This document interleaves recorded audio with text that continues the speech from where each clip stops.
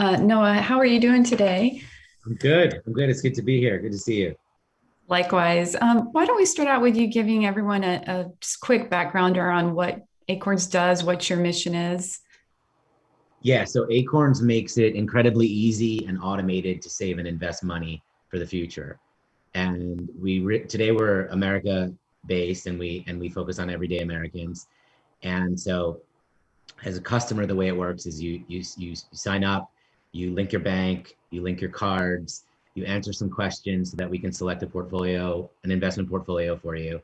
And then the simplest way to use it is we start rounding up every purchase you make to the nearest dollar and investing the spare change into a diversified portfolio of ETFs or thousands of stocks and bonds. And then you can go from there. You can set up an automatic recurring investment like $5 a day or $10 a week. You can set up a retirement account. You can set up a kids investment account. We have a whole banking product that helps you save and invest more and spend less. And then we have a whole earning product that helps you earn more money so you can save and invest more. But the general purpose of the product really revolves around helping people save and invest for the future and making that a lifetime act. Mhm. And everything on the platform helps maximize your saving and investing potential. No, okay. So investing has been in the headlines quite a bit lately, some good, some not so good. I'd love to hear your definition of responsible investing. That's a great question. I mean, our investing philosophy is simple. It all revolves around diversification, right? And the concept of why own a slice or a fragment if you can own the entirety, essentially, of the American economy. So, diversified portfolio of ETFs that gives you exposure to thousands of stocks and bonds. And really, that's about maximizing long-term returns and minimizing risk. So Mhm. that's the core sort of investing philosophy we have. And then, of course, we encourage people to get started as early as possible in life because you benefit from compounding. The longer you invest, the more compounding potential you have, which is basically your money grows on top of itself because as your money gains interest, then the money grows on top of the interest and grows on top of the interest, et cetera. And we also really recommend patience and sticking with it. When there are market dips, downturns, people have a tendency to panic and pull their money out. That's exactly the time when you should stick with it and stay committed to the long term. Mhm. So, how would you describe the current state of the retail investing market, and where does Acorns fit into all of that? I think, I mean, like I said, our focus is to help everyday Americans save and invest as much as possible. And we take a real fiduciary role there. And Acorns is very much about responsibly saving and investing for the future. So, for instance, we construct the portfolios for you based on the things you tell us. Mhm. And it's really about getting you into vehicles that are most responsible for you for the long term. It's not about the short term. It's not about get rich quick. We were talking the other day about this concept of get rich slow.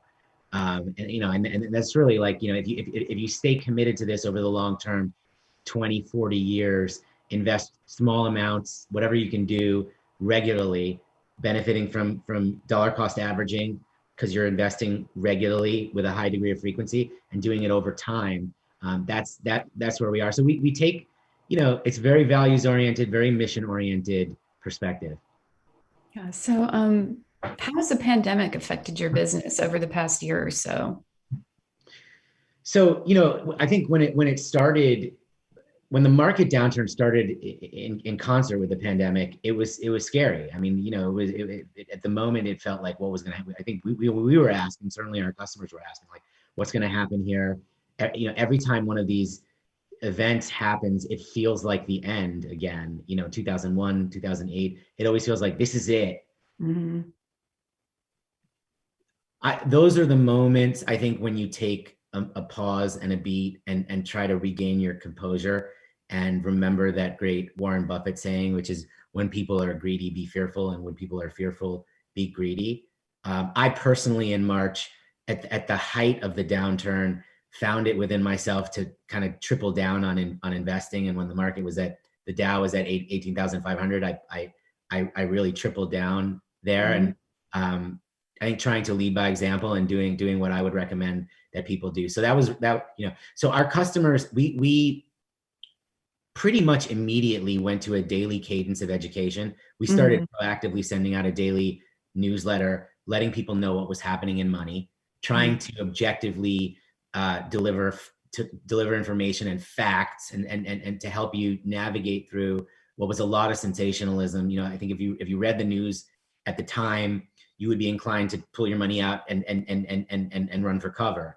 And so we were really trying to educate people and remind them of the important things to remember during that kind of dip. And so we actually saw a really nice bump in retention during 2020, which brought us a lot of fulfillment as a company, because you often get the question, well, when you're serving an audience that doesn't necessarily know as much about money or doesn't have as much experience, what's going to happen when there's a real event, a real downturn? And that was the sharpest downturn in history, in the shortest period of time. Right. And we saw people stick with it. So I was, and we didn't know that was going to happen. So I was really encouraged by that. I was really encouraged. Yes, I think trust is really important in these scenarios, and so it's interesting to hear about your efforts around education, because there has definitely been a lot of debate on whether other companies in the space are doing their part to educate, or some say that's not necessarily their role. So it's interesting to hear that you've placed an emphasis on that, especially during a really confusing and difficult time for many people. So that's great. You saw retention. What about growth? Did you see new customers, like a big bump in new customers as well? So it was interesting. We don't offer stock trading. So what we saw in the beginning of the downturn was a surge in growth, and then as the downturn settled in, and I think as people started to realize that this might be a prolonged downturn, people got very focused on the day to day, and Mhm. very focused on, like, how do I get myself out of this? Is there a way to make money fast? And I think stock trading became that for people. It's very much, is there an opportunity for me to quickly make some fast money because I'm scared? And Mhm. the concept of the long term falls away in moments of panic. And so we actually saw a little bit of a leveling out of growth during that period. And then starting in December, we saw a resurgence of growth. And I'm talking about new customer growth, although 2020 was a really good year overall. But so there was this, just behaviorally, there was this surge in the beginning, sort of Mhm. leveled out. And then there was a surge, I think, as people started to realize, hey, maybe things are going to be okay. I can start thinking about the long term again, and get out of this cycle. Mhm. And when the GameStop event happened, we saw a major resurgence in growth. And we had people come to Acorns thinking that they could trade and buy GameStop or whatever. Mhm. Mhm. And I think some people were disappointed that they couldn't, but we really tried to let people know, like, look, the best investing strategy based on all history is diversification and having a long-term outlook. And so it was an opportunity for us to try to educate people quickly. Mhm. Mhm. So we did retain a lot of people that came in. We lost some people because some people let us know, look, I was coming here for this very specific thing, and you guys don't offer it, so see ya. Yeah. Yeah. So what would you say is like your target demographic, if you have one, in terms of the way of customers? It's very much the American median. It's 50 to 75. It's really 60,000 household income. We don't over-index in any particular market. So when you look at the geography of the Acorns customer base, it's really well distributed across America, Mhm. across all of America, which is awesome. Also, I think that's part of why we're growing effectively, because we are everywhere. We are in small towns, we're in cities, we're in rural areas. 60% are first-time investors, which just by that stat alone means it's a requirement that we focus on financial literacy, because if this is your first time investing, we need to make sure you are equipped with the knowledge you need to make good decisions. Right. Delivering education to people in a useful, personalized way is very difficult. It's not, when you think about, someone said this to me the other day, everybody in money, every single person is kind of like a snowflake. Everybody's in a unique state, has a unique set of needs. And so, so getting that right is difficult, but but it is something we prioritize. On a gender level, we used to skew a lot more male. Mm-hmm. We've since leveled that, so it's about 56-44 male female split. Mm-hmm. What we saw when we studied that is men had a little bit of a preponderance to take more risk with investing, and so that was a natural. When you look at the data, women tend to focus a bit more on saving, men will focus a bit more on investing. But one of the things we prioritized was like, let's make sure we start to level that playing field too, because everybody should be investing their money as long as they're thinking about the long term. I'm also curious as to how do you market? How do you spread the awareness about Acorn's existence even to people who are not very familiar with investing, or and may have never heard of you guys? So what are your different marketing channels? Well, number one, we try to deliver a good product so that people refer other people. Mm-hmm. That's number one. Obviously, the best customers is organic. We have a referral program where you get $5 for referring someone, and then they get $5, and so there's that. From a channel strategy, we do a range of things. And we also have a bunch of investors like Dwayne Johnson, The Rock, people like that who talk about us and post about us and try to spread the gospel on diversification and how to think about investing and investing in your kids as early as possible. The tax advantages of retirement, these kinds of things. So we have there's a bunch of kind of influential people who will talk about us. We do classic digital advertising on all the major channels, the affiliate networks, the Snapchats, TikToks, Googles, Facebook. Mm-hmm. We do a lot of creative development. I think the key to unlocking this this type of advertising is creating lots of different types of creative and then testing and experimenting constantly. So that's a part of our kind of machinery. Mm-hmm. And then press. We try to rely on our customers as ambassadors. I think what I would say is like every interaction with the customer, if you think about it, is a critical opportunity to get someone to be your advocate. Mm-hmm. And so making those great product moments that gets people excited, tripling down on service to make sure the customer service is great. So when people interact with us, they come away feeling like we've got their back and they trust us and we're there for them. When you're growing really quickly, service tends to be one of those tricky areas. We added 400,000 customers in January. So scaling service is a constant focus and of fundamental importance when you're talking about fintech and money and yeah. When was Acorns founded? We launched in 2014. So a lot has changed since then. What would you say has changed most about your strategy in response to the changes around you, including the impact of social media, in terms of influencers and things like that, and just different methods of advertising? But I guess what would you say has changed most about the way you can conduct business and basically have in terms of how you're operating and marketing since you started 7 years ago? We launched 6. I mean, 6. the truth is we've always had a very strong vision of what we want to be and a very strong set of values about how we act and think.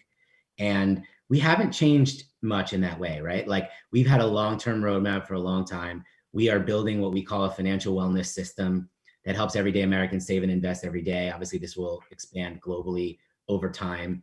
Our values have been, our guiding light for a long time. The way we think about diversification, the way we think about starting early, these are pretty well cemented in who we are and how we operate. So I would say the fundamentals haven't changed very much. Mm-hmm. We try as much as possible to stick to stay true to what we believe and what we're trying to do. And I like the idea of running your own race. I think that's really important. It's very easy to get thrown off by what's happening around you and things that are interesting in the moment or fads. But I think great companies have a clear vision and stick to those. Obviously, when there's a phenomenon or a movement that is has a lot of resonance, you have to pay attention to it. Cryptocurrency is a good example of it. It's a fascinating phenomenon, and the idea of allowing people to just to buy individual cryptocurrency on Acorns is not in keeping with our fundamental philosophy of diversification. Mhm. But people care a lot about it. People are investing in it. People are passionate about it. So we think about like, how do we deliver that through the philosophy that we have, Mhm. and through diversification, right? Like, how do you deliver that using your principles? So how have you done that?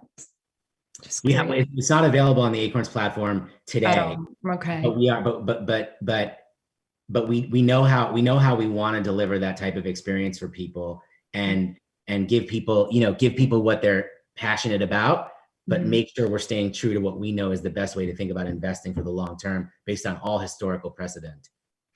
Okay. So I think last year you did launch a new product. It was Acorns Early.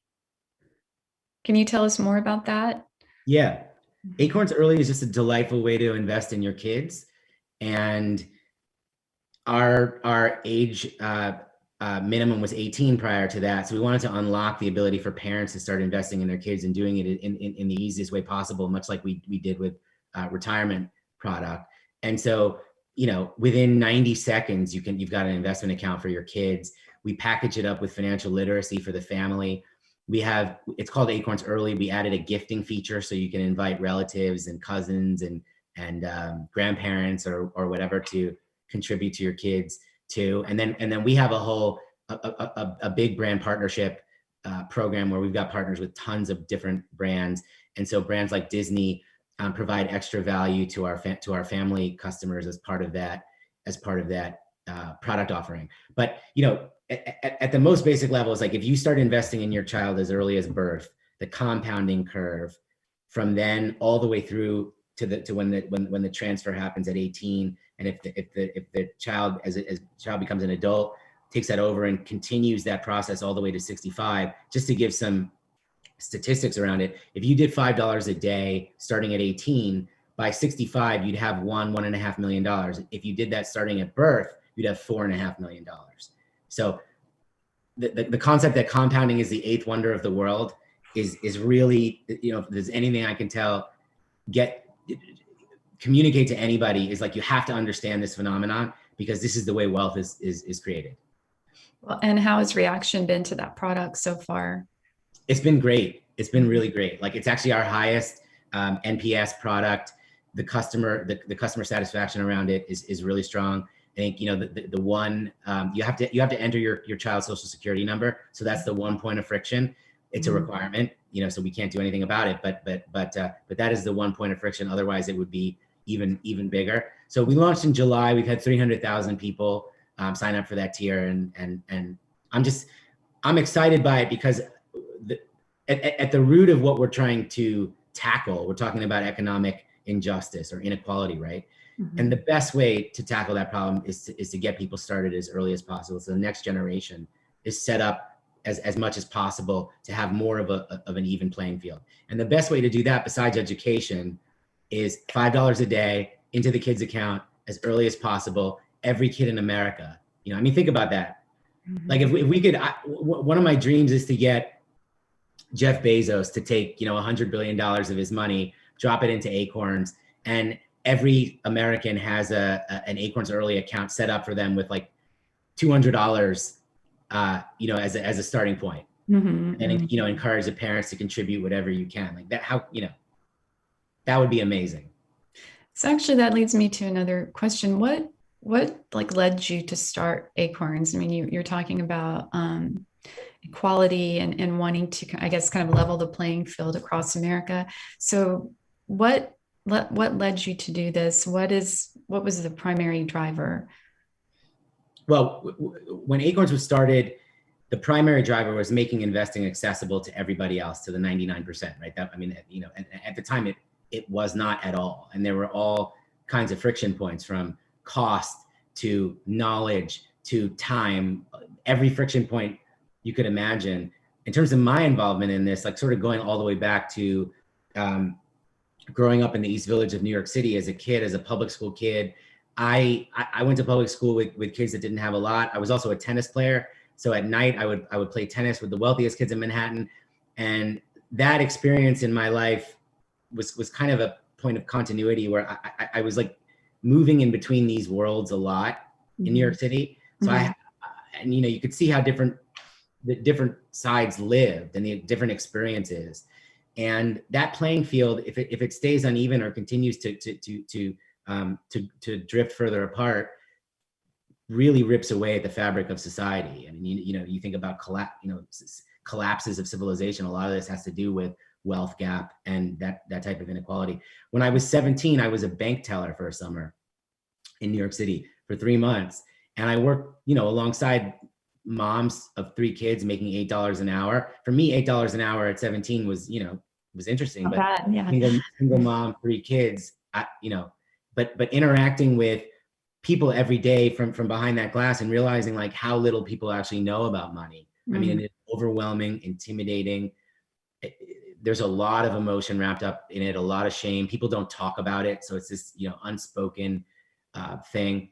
And then sort of fast forward, I had the chance in college to intern on the municipal bond trading floor of one of the big financial institutions, and I was always curious about how things worked, and no one could ever explain it to me. And I was like, this isn't good, so just a lot of experiences like that led to a place where it's like, okay, leveling the playing field is a really good way, or trying to do my part to do that is a good way to spend your time. And I think having a really clear purpose that you feel connected to, you wake up every morning and that's what you focus on, is a powerful motivator. And it's an infectious motivator. Like the people around you feel that sense of mission that you feel, and can be part of that is important. So besides early and retirement, what other products do you offer? So we have a core investment account, which is the diversified portfolio you can round up into or set a recurring amount into. We've got a retirement account called Acorns Later. We select the retirement type for you. It's really easy, set a recurring. The kids investment account, same thing. Then we have a full banking product with a checking account and debit card, where we help you save and invest when you spend. That's a sort of core part. Like a portion of your paycheck gets automatically invested before it hits Acorns, and there's all kinds of features like that. And we have an earning product that helps you earn extra money. You can earn extra money when you shop. You can earn extra money from a side gig, from a full-time job. We try to capture fees back for you. We just acquired a really cool company that helps you negotiate fees back for you. So, and then financial literacy, like huge part of the Acorns product, trying to make sure we're simplifying that information and delivering it as we evolve that experience, delivering it in as much of a personalized way as possible, so it's relevant to each snowflake in the world. And I mean, think about where you are, where I am, where your husband is, where my fiance is, where our family, every single person is in a different state, right? So what would you say is the most popular of all those that you mentioned? It's still, I mean, it's still the core investment account, where you can round up the spare change or set a recurring. That's still the most popular. But we've had a lot of uptake of all the features. And so, the whole kind of platform is growing nicely. Can you talk year over year percentage growth, like in customers or revenue overall, or is that something that you don't disclose? Yeah. I mean, we sort of tend to grow 50 to 100% year over year. So Okay. I don't give the exact, Yeah. but it's in that range. So looking ahead, what do you have planned? What new products or new offerings? Yeah. We're launching ESG portfolios very shortly, which I'm excited about, because there's a lot of hunger from our customers about sustainability and not just investing in yourself, but also investing in the planet in the future. So that's going to be, that'll be the first alternative portfolio option for people. I mean, really simple. Like I said, the vision is a financial wellness system that enables everyday Americans to save and invest every day. So if you think about the concept of a financial wellness system that unlocks your ability to save and invest as much as possible, all you have to do is think about, like, what are all the things that affect your ability to save and invest most effectively? We will be in those areas. Debt is a contributing factor, right? Having a lot of debt means you're not going to save and invest as much as you can. So helping people manage debt is a really interesting area for us. So, it's all predicated around the concept of financial wellness system. And the word system is key. Financial services at large is a drop-down menu of options. Everywhere you go, there's just lots of things to pick from. Acorns has a systems orientation, so we want to make sure the products work together toward an outcome. So, for people who are evaluating the different offerings out there, um, what would you say makes Acorns different or unique compared to similar products or offerings and that are available to people? There's a lot of things. I would say at the root is integrity. We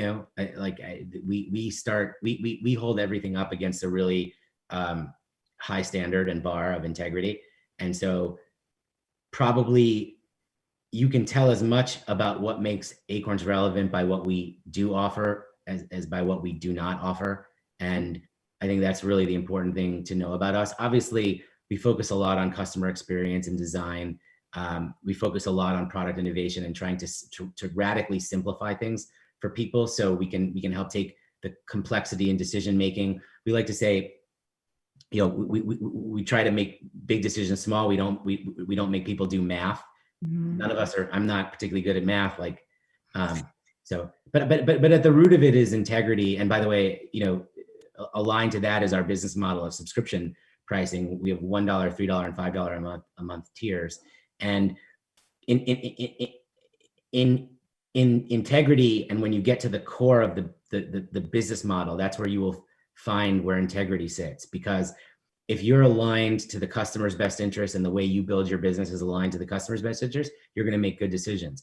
If the way you grow your business is not really well aligned to what's best for customers, and truly what's best for customers, not after some cognitive dissonance reduction process, like really what is best for people, you're not going to be able to I don't think, build a brand rooted in true integrity. Well, a lot has happened in fintech, especially over the last year. Certainly, the pandemic has accelerated a lot of digital adoption, and fintech has exploded. So, you're having been in the space already. Was this a surprise to you? How do you feel about all this accelerated digital adoption, and where do you see this going, even post-pandemic?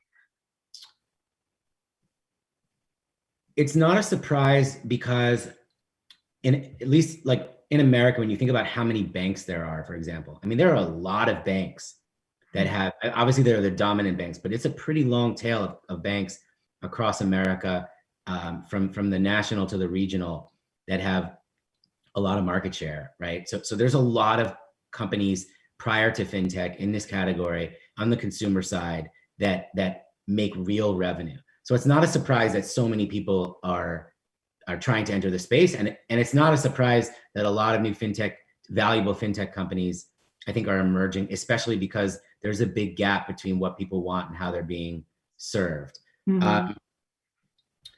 I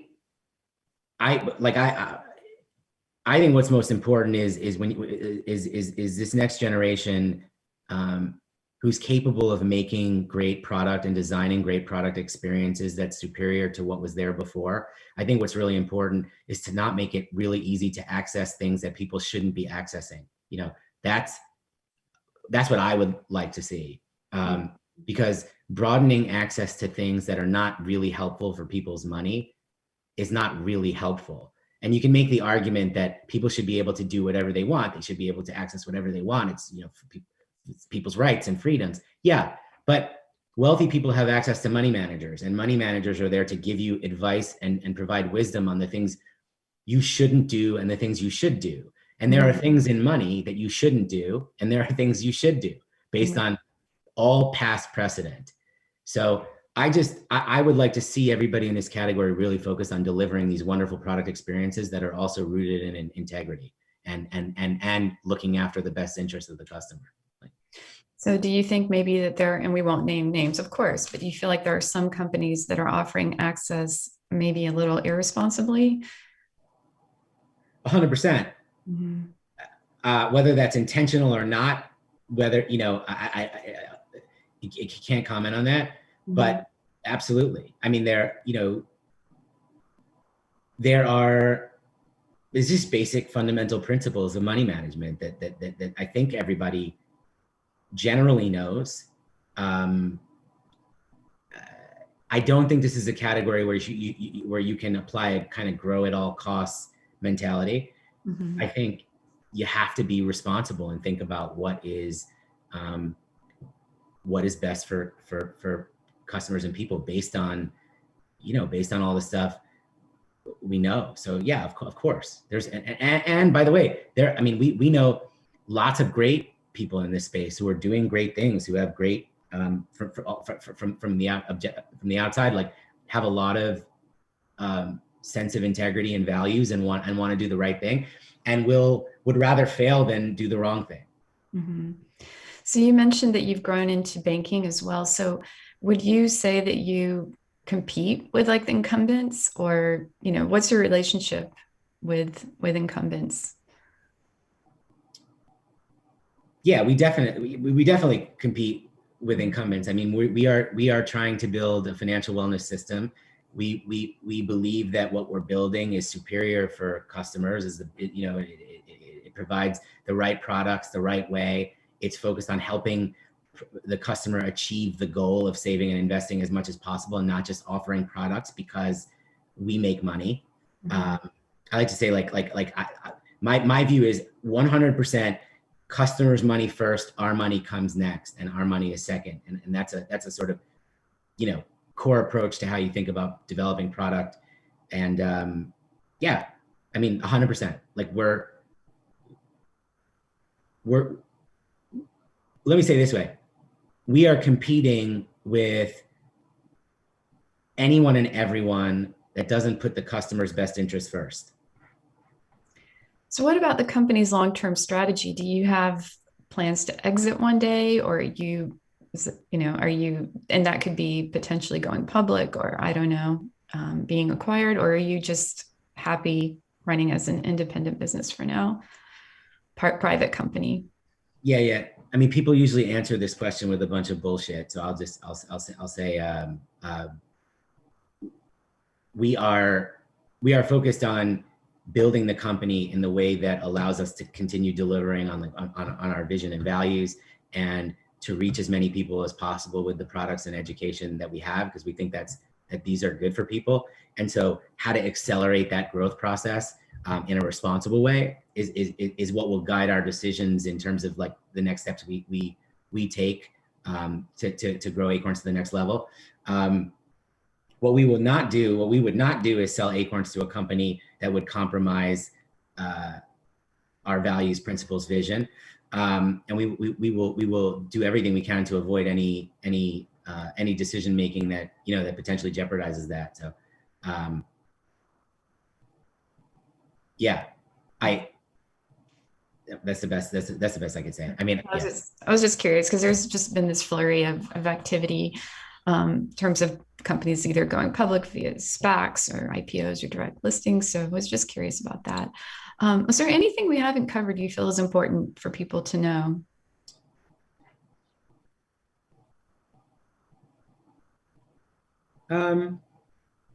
That's a good question. I don't think so. Probably, one thing about us, we're a very brand oriented company. That's, I mean, obviously we're a technology company, product company, all these things, but the concept of acorns and acorns in nature, which grow into mighty oaks. I don't know if you know the process, but basically what happens is squirrels, find acorns, they bury them, and then they for later as food, and sometimes they forget about them, and the acorns that they forget about grow into oak trees. And that is very much like the concept of what we're trying to do is like, plant your seeds, water them, let the sunshine hit, nurture, and help those tiny acorns grow into mighty oaks. All of our branding revolves around this idea very much, the way we communicate the concept of growth, the concept of potential. Within each acorn is the potential to become an oak tree, mm-hmm. which is really cool. Like it's literally coded, right? With the potential, this tiny thing to become this enormous oak tree. So we have a screen called the potential screen. It's very much, connecting back to the nature of our brand, and which is all about nature and the cycle of growth and everything like that. So I think that's, I'd love to see in this category, and generally in all categories, people have a bit more of a brand orientation, mm-hmm. Not just I love the concept and slam two words together, but have a real idea. Ours in our case is a metaphor, but a real idea, that people Mm-hmm. can grab onto, is a helpful way to think for people who are starting things, really thinking about an idea at the Mm-hmm. root of what it is you're creating, and then making sure you communicate it so people understand what the idea is, what you stand for, what you want for them. Mm-hmm.